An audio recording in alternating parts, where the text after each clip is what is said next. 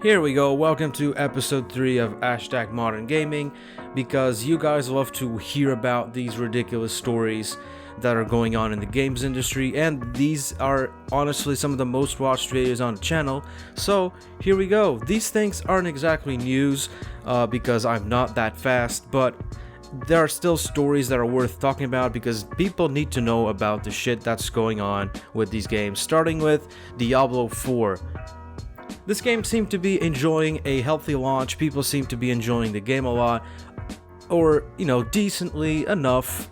People were having fun until the devs updated the game with some stuff to prepare it for the launch of the first season of seasonal content, and then all hell broke loose, no pun intended.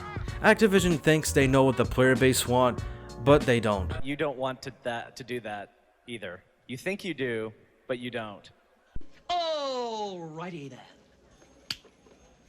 And apparently all they've done to the game so far is make progress slower, slow down the grind, make everything harder to get, and players have not been enjoying that in the slightest. People complain that there's no power fantasy in the game, the level scaling is kind of broken, so you always feel like you never really become the hero that you're supposed to be. You never really feel the power of your character because the level scaling's kind of shit. People think the loot is not good, the world is boring, the base game is easy, the story is disappointing. All these flaws have started coming up ever since Blizzard or Activision really has started transforming the game into the live service platform that they want it to be in reality. And the biggest evidence of that obviously is 2 or 3 things that people have pointed out. Firstly, the battle pass.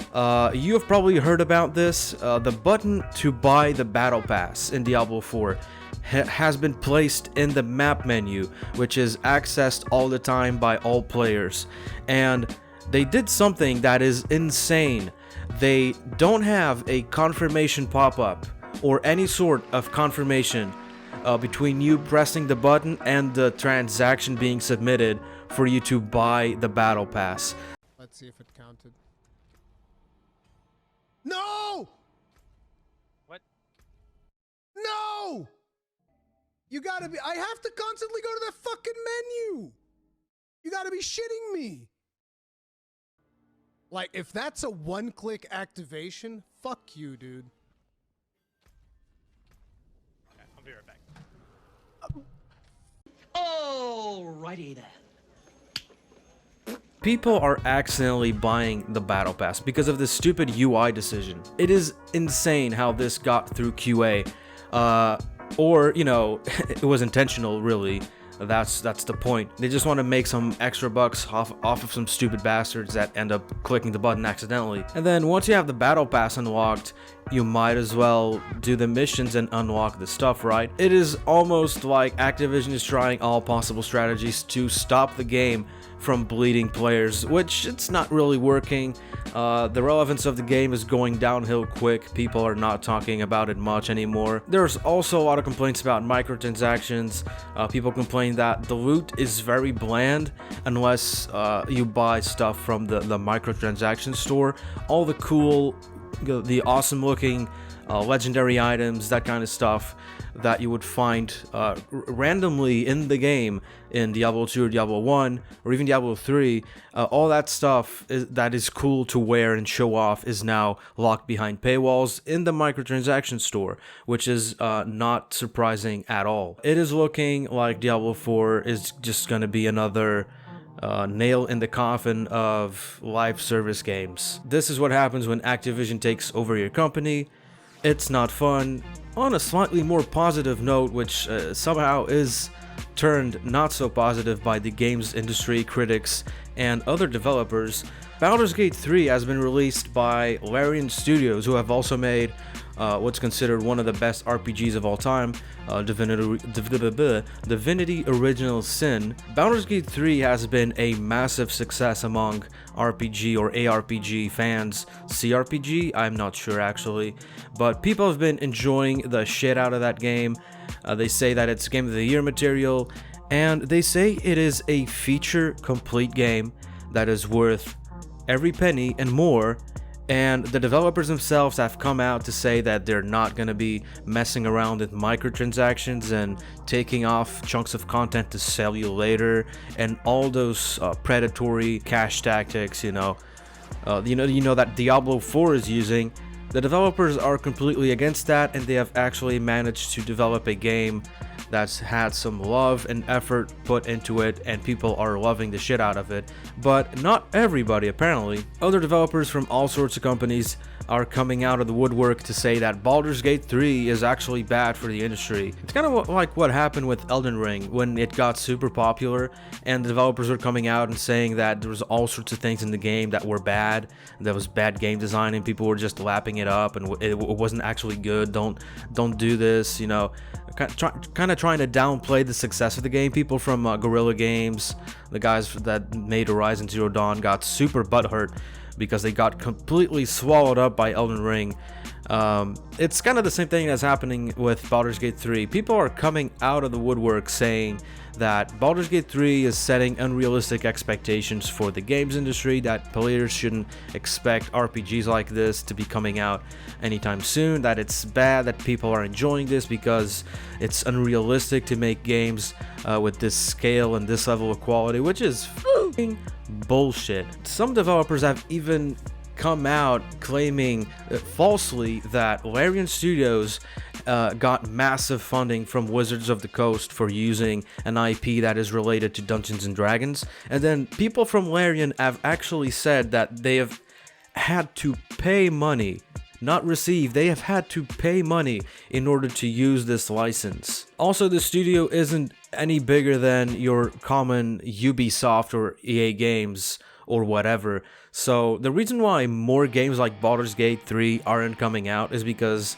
other studios like the Ubisofts and the EAs and the Blizzard Activisions and all that stuff, they're just lazy idiots who want to extract the most amount of cash from the player base with the least amount of game possible.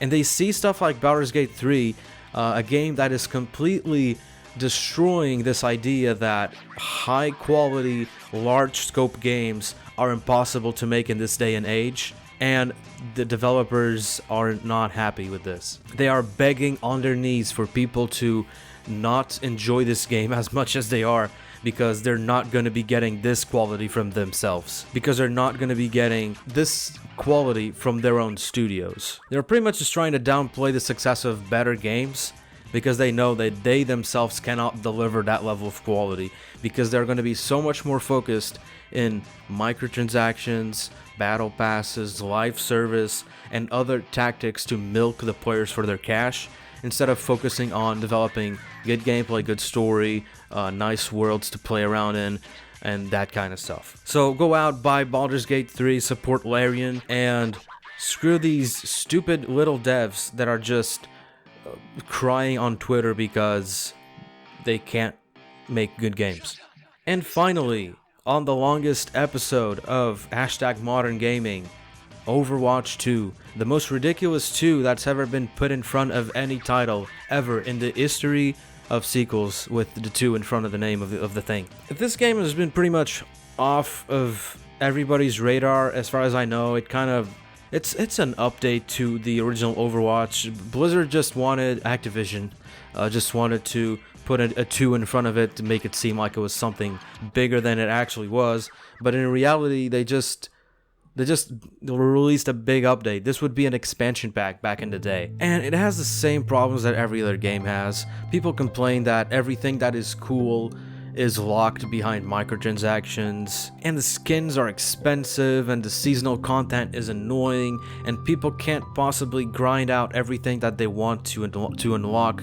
It's just a money sink and a time sink. It's just modern online gaming. This is what it is. But the news about this game is that the so awaited feature that could actually turn Overwatch 2 into a worthwhile sequel, it's been cancelled. The PvE mode that was called the Hero mode, it's been cancelled. It's not going to be happening anymore. Activision said that it wasn't working out the way they thought it would, and it's not worth it. It was going to be this sort of PvE co-op campaign sort of thing that would have some RPG elements, and people were really looking forward to it because it would develop the story of the game. You would have a lot more lore involved in the gameplay, a lot more story being actually woven into the gameplay. But that's gone. PvE, the one of the big front and center features of Overwatch 2, canceled. Not gonna happen anymore unless you pay for it. That's right. There are actually there's still PvE content coming out for Overwatch 2.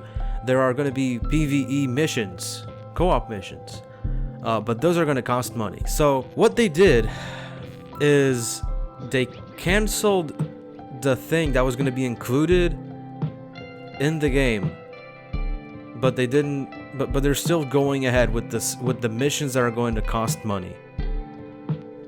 And you can see the pattern here. They just want your money. They don't want to put any effort into any part of the game that isn't gonna make like $1 billion. One of these days, they're gonna start counting the lines of code that go into the development of a game, and they're gonna be like, okay, it's $5 a line, and if we can't make $5 out of any one of these lines, then we're not gonna have the line there. Any part of the game that can't be monetized, it's not gonna happen. Out. It is ridiculous that they're doing this. They're canceling the PvE stuff that was gonna be free, included in the game, but they're not canceling the stuff that's gonna be paid. So why can you make one of them and not make the other? Holy shit. Sure, the hero mode probably would be a bigger feature, a bigger mode, but then it's just gonna take more time. Is it worth canceling that and still... Like, you're probably still gonna spend a lot of money making PvE missions that you're gonna sell, right? They're just canceling the thing that they can't sell to you. That's what they're doing. And it's another nail in the coffin of Overwatch. This game is probably not going to be living for a long time.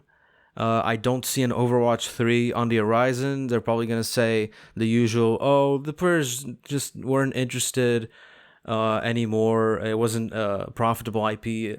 Not profitable. It wasn't popular anymore. People didn't want it. You know, it's not that we messed up with all the money milking. It's the people didn't want it anymore. It's not that we walked back on a lot of promises that people wanted. It's that people didn't.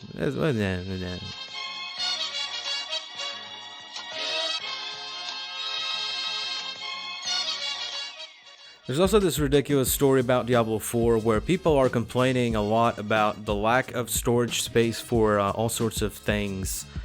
Stash space, inventory space, and then they've added these items, these hearts, that have something to do with the Season 1 activities, and they each of them occupies one slot in your inventory. It doesn't go into a quest inventory or anything. Each heart occupies one slot, and then people are already complaining about lack of inventory space. And Blizzard comes out and they're like, oh, we can't do much more inventory space. We can't upgrade this because... hold on to your seats, because when you load characters into the world, each and every character, their inventory is also loaded. So if you have like 20 player characters around you in your screen or in the same town as you, it's 20 inventories that have been loaded. Now, as a software developer myself, that is the most unoptimized... I can't even put it into words. Why would you do this? It is the most unviable thing. The performance, it's probably getting hit so hard, and it's loading inventories of players that you may never want to check out their inventories, but it's loading anyway. And then they say, oh, but we can't do anything about it. That's why you're not getting more inventory space or stash space. You programmed this. You have the source code. You can go in and change it. It's not like you're trying to mod something that somebody developed 10 years ago in a different language and you don't know how to change it. You made this. How can you not change it? They're probably going to be selling you inventory space and stash space later on. That's what they're going to do. If they're not doing it already. What a piss poor excuse. Oh, we cannot change this part of the game that we made that was unoptimized, and we said, oh yeah, okay, it's not good, but it's gonna stay like this because we can't, we don't know how to make it. Oh, we don't know.